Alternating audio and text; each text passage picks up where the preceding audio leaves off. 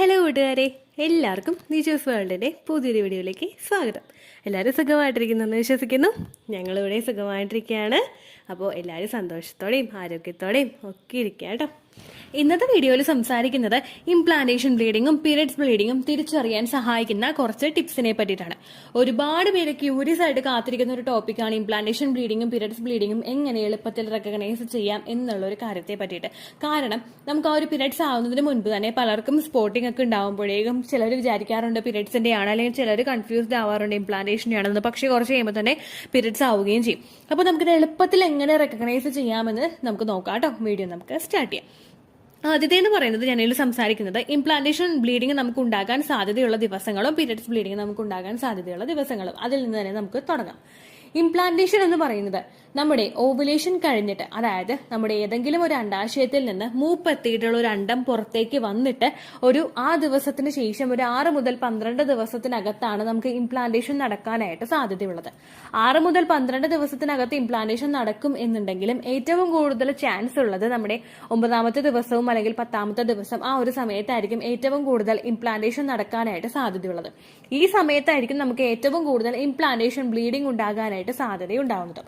ഈ implantation bleeding എന്ന് പറയുന്നത് നമ്മളിൽ ഇംപ്ലാന്റേഷൻ നടന്നു കഴിയുമ്പോൾ, അതായത് ആ ഫെർട്ടിലൈസ്ഡ് ആയിട്ടുള്ള എഗ്ഗ്, അണ്ടവും ബീജവും ചേർന്ന് ബീജസങ്കലനം നടത്തി വരുന്ന ആ ഒരു എഗ്ഗ് നമ്മുടെ യൂട്രസിന്റെ എൻഡോമെട്രിയൽ ലൈനിങ്ങിൽ ഏതെങ്കിലും ഒരു ഭാഗത്തായിട്ട് അറ്റാച്ച് ആകുമ്പോഴാണ് നമുക്ക് ഇംപ്ലാന്റേഷൻ ബ്ലീഡിംഗ് ഉണ്ടാവുന്നത്. ഈ ഇംപ്ലാന്റേഷൻ ബ്ലീഡിംഗ് ഉണ്ടാകാൻ വേണ്ടിയിട്ട് ആ ഒരു ഫെർട്ടിലൈസ്ഡ് ആയിട്ട് വരുന്ന എഗ്ഗ് നമുക്ക് അതിന് വേര് ഉറപ്പിക്കാൻ പറ്റുന്ന ഒരു ഭാഗം ചെറുതായിട്ടൊന്ന് തുറന്ന് അവിടെ ഒരു ഭാഗത്ത് അതിങ്ങനെ സെറ്റിൽ ആവുകയാണ് ചെയ്യാറ്. ആ ഭാഗത്തുള്ള ടിഷ്യൂസ് ഒക്കെ റിമൂവ് ചെയ്തിട്ട് അതവിടെ സെറ്റിൽ ആവുമ്പോഴേക്കും അതിന്റെ ഭാഗമായിട്ട് നമുക്ക് അവിടെ ബ്ലീഡിങ് അനുഭവപ്പെടാം. അപ്പോൾ ഈ ഒരു ഇംപ്ലാന്റേഷൻ ബ്ലീഡിംഗ് നമുക്ക് ഏറ്റവും കൂടുതൽ അനുഭവപ്പെടുന്നത് ഓവുലേഷൻ കഴിഞ്ഞിട്ട് 6 to 12 ഡേയ്സിനകത്തായിരിക്കും ഉണ്ടാകുന്നത്. ഇനി ചില സ്ത്രീകളിൽ പീരിയഡ്സ് ആകുന്നുണ്ട്, അതായത് 6 to 12 ഡേയ്സ് കഴിഞ്ഞിട്ടും മൈൽഡ് ആയിട്ടുള്ള ഒരു സ്പോട്ടിങ്ങോ ബ്ലീഡിങ്ങോ ഉണ്ടായതിനു ശേഷം പ്രഗ്നൻസി ടെസ്റ്റ് ചെയ്ത് നോക്കുമ്പോൾ പോസിറ്റീവ് കാണാറുണ്ട്. അങ്ങനെയുള്ളവർക്ക് ഉണ്ടാവുന്നത് ഇംപ്ലാന്റേഷൻ ബ്ലീഡിംഗ് ആണ് എന്ന് നമുക്ക് പറയാനായിട്ട് സാധിക്കില്ല. കാരണം പ്രൊജസ്ട്രോൺ ഹോർമോണിന്റെ ഡെഫിഷ്യൻസീസ് കൊണ്ട് നമുക്ക് ഉണ്ടാവുന്ന സ്പോട്ടിംഗ് ആയിരിക്കും ഏറെക്കുറെ ആ ഒരു സമയത്ത് ഉണ്ടാവുന്നത്. അതുകൊണ്ടാണ് ആ ഒരു സമയത്ത് ബ്ലീഡിംഗ് സ്പോട്ടിംഗ് ഉണ്ടാവുന്നവർക്ക് ഡോക്ടേഴ്സ് പ്രൊജസ്ട്രോണിന്റെ മെഡിസിൻ കൊടുത്തുവിടുന്നത്. ഇംപ്ലാന്റേഷൻ എന്ന് പറയുന്നത് ഈ ഒരു ടൈം പീരീഡിൽ നടക്കുന്നത് കൊണ്ട് തന്നെ ഈ ടൈം പീരീഡിൽ ഉണ്ടാവുന്ന ബ്ലീഡിങ്ങിനെ നമുക്ക് ഇംപ്ലാന്റേഷൻ ബ്ലീഡിംഗ് എന്ന് പറയാനായിട്ട് സാധിക്കുള്ളൂ. ഇനി പീരിയഡ്സ് ബ്ലീഡിങ്ങിന്റെ നമുക്ക് ഏകദേശം ഉണ്ടാവുന്നത് എപ്പോഴാണ് നമ്മൾ പീരിയഡ്സ് എക്സ്പെക്ട് ചെയ്യുന്നത്, അതിനേക്കാൾ 2-3 ദിവസം മുൻപൊക്കെ ആയിരിക്കും നമുക്ക് പീരിയഡ്സിന്റെ ബ്ലീഡിംഗ് ഉണ്ടാവുന്നത്.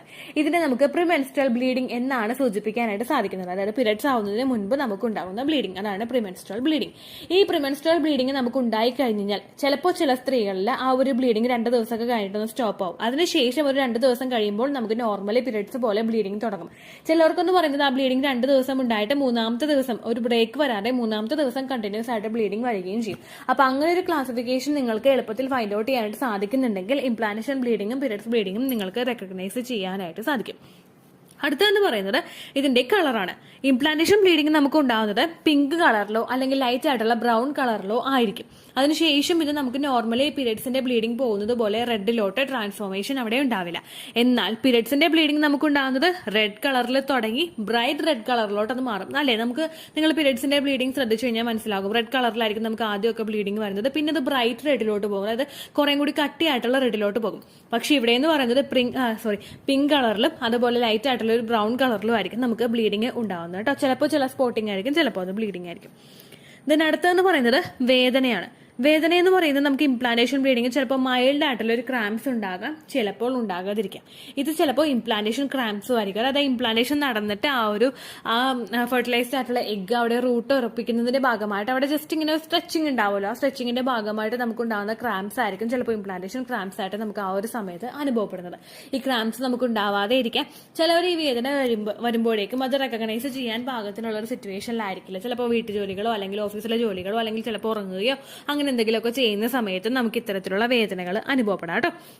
ഇനി പീരിയഡ്സ് ആവുന്നതിന് മുൻപുള്ള ബ്ലീഡിംഗ് ആണ് നമുക്ക് ഉണ്ടാകുന്നതെങ്കിൽ ഈ പീരിയഡ്സിന്റെ പെയിൻ എന്ന് പറയുന്നത് നമുക്ക് ആദ്യത്തെ ദിവസം കുറവാണെങ്കിൽ പിന്നീട് ഒരു 2 ദിവസത്തേക്ക് നമുക്കത് ഇൻക്രീസ് ആയിട്ട് വരും. പീരിയഡ്സിന്റെ ബ്ലീഡിംഗ് ആണ് നമുക്ക് വരുന്നതെങ്കിൽ ഗ്രാജുവലി അത് ഇൻക്രീസ് ആയി പിന്നെ അത് പീരിയഡ്സിന്റെ ബ്ലീഡിംഗ് കുറയുന്നതനുസരിച്ച് ഇതിങ്ങനെ ഡൗൺ ആയി പോവുകയാണ് ചെയ്യാറുള്ളത് കേട്ടോ.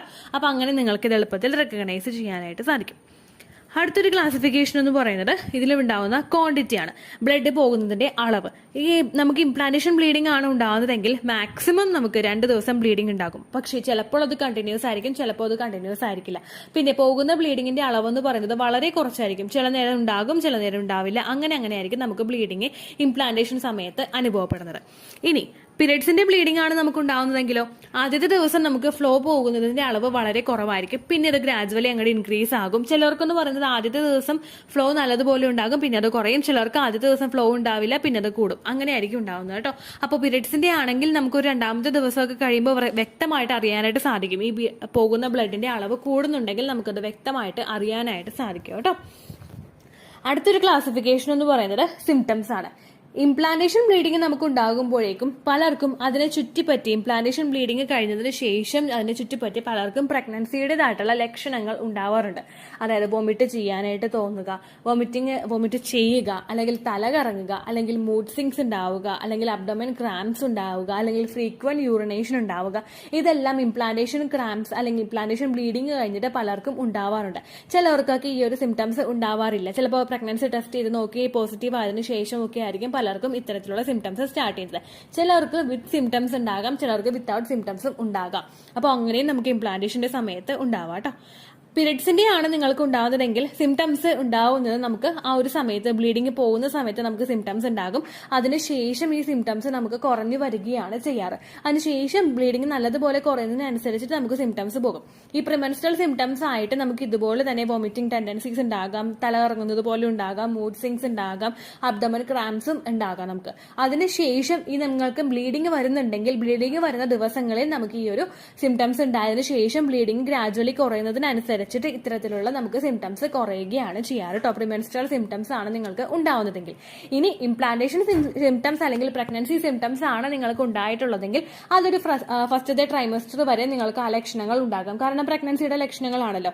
ഏകദേശം ഒരു പ്രൊജസ്ട്രോൺ ഹോർമോണും HCG ഹോർമോണും ഒരു ലെവലിൽ എത്തിയതിനു ശേഷം മാത്രമേ നിങ്ങൾക്കുണ്ടാകുന്ന പ്രഗ്നൻസിയുടേതായിട്ടുള്ള ലക്ഷണങ്ങൾ കുറയുകയുള്ളൂ. പക്ഷേ പ്രിമെൻസ്ട്രൽ ആണെങ്കിൽ നമുക്ക് ബ്ലീഡിംഗ് കണ്ടതിന് ശേഷം ഈ ലക്ഷണങ്ങൾ കുറയുകയും ചെയ്യും കേട്ടോ. അപ്പോൾ ഇങ്ങനെയാണ് നമുക്ക് ഇംപ്ലാന്റേഷൻ ബ്ലീഡിങ്ങും അതുപോലെ തന്നെ പീരിയഡ്സിന്റെ ബ്ലീഡിങ്ങും എളുപ്പത്തിൽ റെക്കഗ്നൈസ് ചെയ്യാനായിട്ട് സാധിക്കുന്നത്.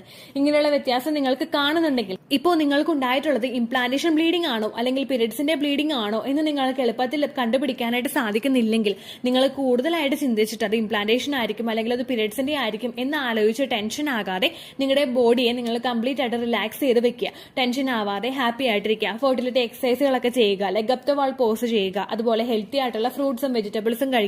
പുറത്തുനിന്നുള്ള ഭക്ഷണങ്ങൾ കംപ്ലീറ്റ് ആയിട്ട് അവോയ്ഡ് ചെയ്യുക. ഫിസിക്കൽ കോൺടാക്ട് ചെയ്യാതിരിക്കുക, ധാരാളം വെള്ളം കുടിക്കുക. ഇങ്ങനെയൊക്കെ ചെയ്യുമ്പോഴേക്കും നിങ്ങൾക്ക് ആ ഒരു പ്രഗ്നൻസിയെ പിടിച്ചു കിട്ടുന്നതിന് വേണ്ടിയിട്ട് അത് സഹായിക്കും.